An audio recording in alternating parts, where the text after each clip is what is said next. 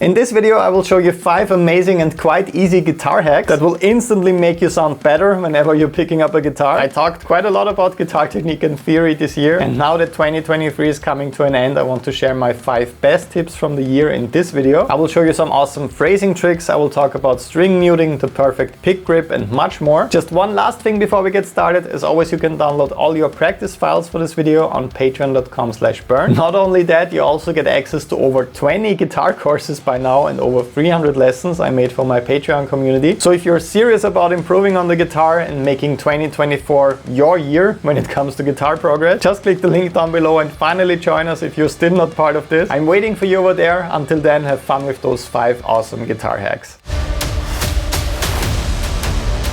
So let's take the very common A minor pentatonic scale box. The minor pentatonic scale only consists out of 5 notes: A, C, D, E and G. And what really helps me with spicing up simple pentatonic licks like this and also coming up with more unique phrasing ideas, since I have one more note to work with, is including the one characteristic scale degree of a mode of my choice, for example Dorian. If you know your modes, you know that Dorian features that major sixth, which is kind of unusual for a minor sound. Normally you're more used to hearing the minor sixth in a minor context. So when I'm improvising or writing a solo, instead of switching from the minor pentatonic to Dorian and back, what's way more interesting for me is just including that one characteristic Dorian note in my pentatonic lick. So in my case that's F sharp, either right here on the 9th fret on the A string or on the 4th fret on the D string, and that just quickly adds a Dorian flavor to my guitar solo without switching to the Dorian scale. A lot of people are really scared of that one. It's including quote-unquote outside notes.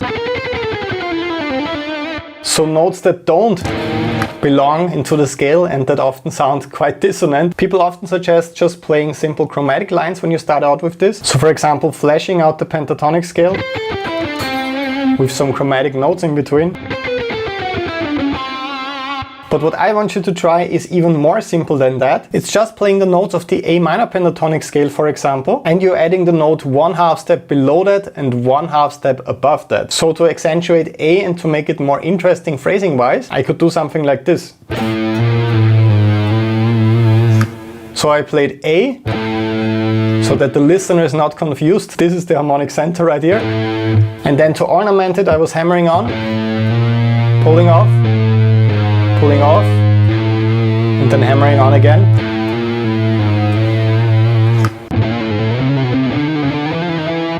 Once again, completely wrong, terrible notes that you definitely can't land on for a long time, but I always made it very clear that I'm playing the pentatonic scale and I'm just ornamenting each note chromatically. That sounds much more advanced and complex than it actually is, right? That especially helps if you feel like you're always stuck in scale boxes and you're just playing them up and down. And a great example for using that musically is actually my song Unreal that I did together with Charlie Robbins. And the whole main theme is kind of based on sliding up and down an octave, and it sounds pretty cool, and it also looks pretty cool, of course.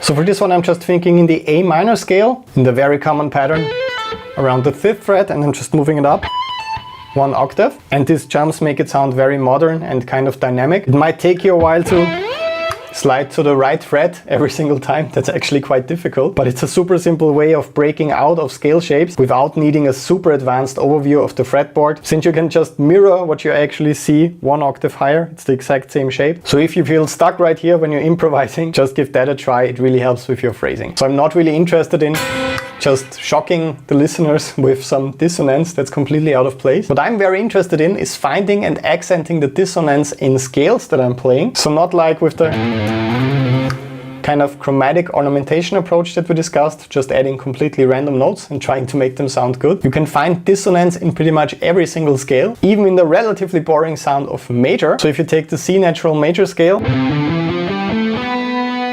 and play it up to the 7th note, you have a major 7th interval. That actually sounds kind of dissonant because it's just a semitone away from being an octave interval. So when you play C and B in the major scale at the same time, preferably relatively high on the neck, B, C, you get this pretty awesome sound. It's the same as playing this, B, C. So those notes are just a semitone apart, but by playing them at the same time and letting them overlap, you get a very dissonant sound. But since those are not just two random notes, they're actually part of the scale, it will actually sound relatively acceptable in your guitar solo. That's also just the natural major scale, nothing fancy going on here. I just made a conscious decision to accent the notes that are right next to each other in the scale.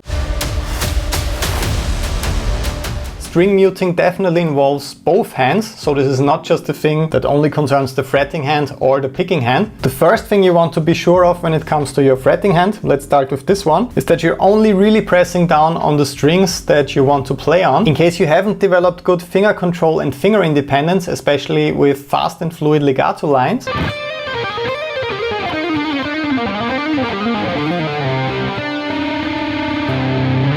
you might accidentally not only touch other strings while you're playing, you might even fret the notes a little bit. I will try to demonstrate that a little bit now, thinking back to how I did it when I started out with legato.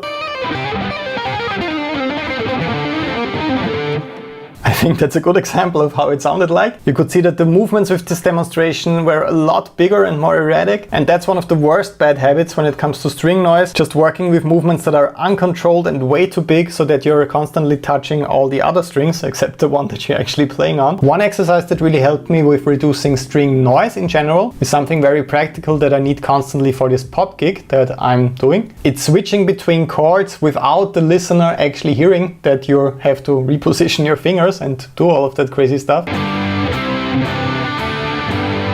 That's also much harder than it looks. So if you struggle with string noise, especially when you're playing riffs or switching between chords, try to find fingers that can actually remain on the fretboard as you're switching. A lot of beginners make the mistake of taking all the fingers off the fretboard and then completely repositioning them for every single chord. That will result in a lot of string noise.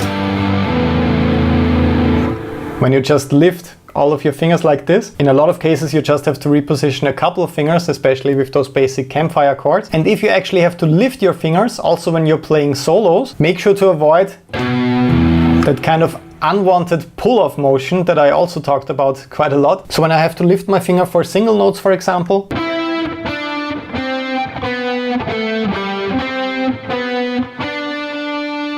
I make sure not to lift it like this or to pull down the string.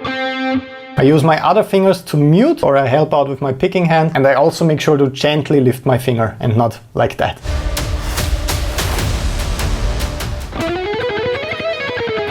So since I started playing guitar, really, it was one of my biggest goals to find a universal pick grip that suits pretty much any playing style, from fast alternate picking, as I just showed you, to sweep picking as well.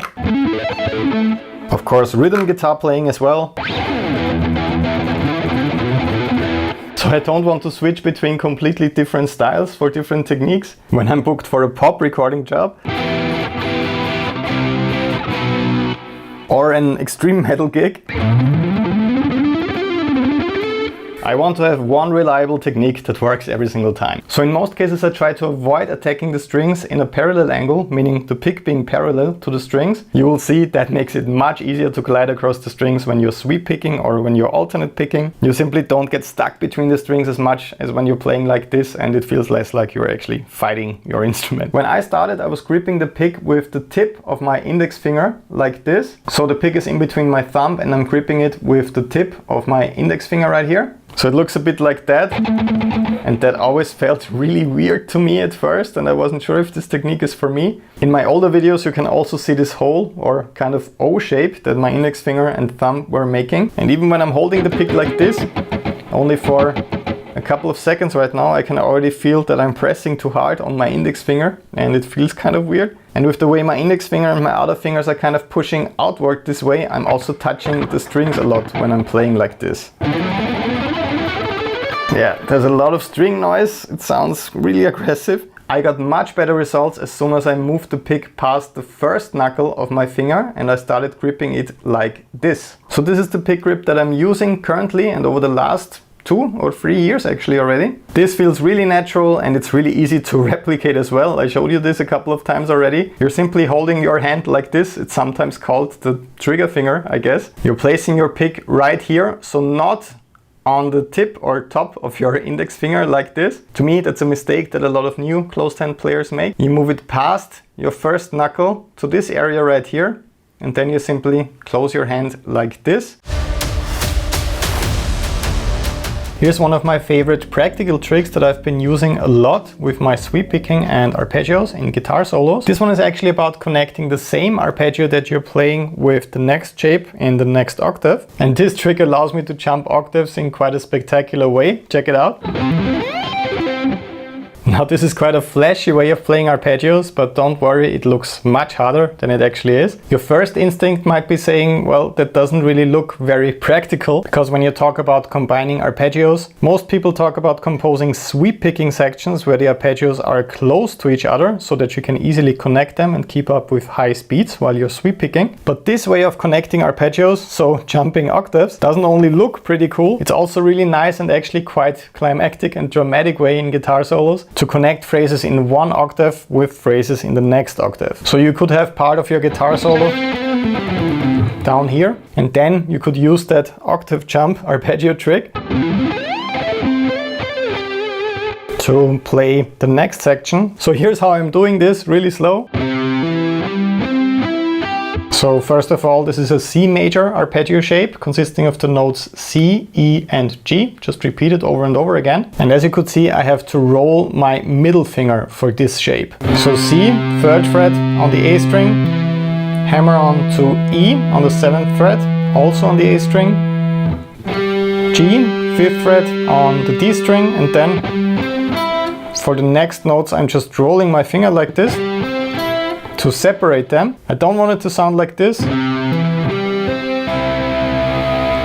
So I want to make sure to separate all the notes, and when it gets really fast, it can also help out a lot to just mute a little bit with the picking hand, so palm muting. Like that, for example, so a mix of finger rolling and muting a bit. So just ascending through that. And then, when I land on G right here, on the 3rd fret, on the E string, I can just slide up into the next octave. So when it comes to guitar chords and basic riffs, I have one trick concerning triads that I absolutely love in the studio. Just as a quick reminder, triad chord simply means you're building the most basic chord possible, aside of course from the power chord that only consists out of the root and a perfect fifth. Triad chords consist of a root, 3rd, so either minor or major, and perfect fifth. So major triad, really just root, major 3rd, perfect fifth, and minor triad, root, minor 3rd, perfect fifth. So let's take the key of C minor and the basic 1-6-3-7 cadence. So C minor, A flat major, E flat major, and B flat major. And a lot of guitar players that don't have good fretboard visualization, so they can't really see the notes on all the strings or the intervals, might play this chord progression like this.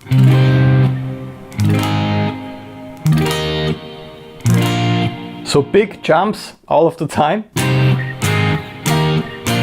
It would be much better if those chords are much closer together, right? So the cool thing with triads and with being able to really visualize those triads is that you can string them together in a super compact section of the fretboard. So let's say a C minor triad first, root note C on the 10th fret on the D string.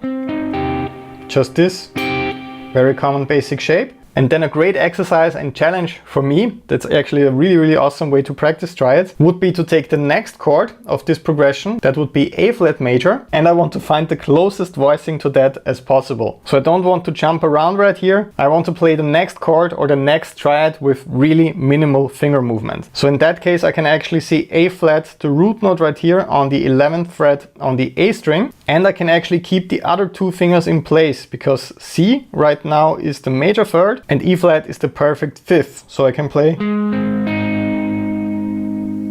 So once again, C minor to A flat major. That's pretty effective, right?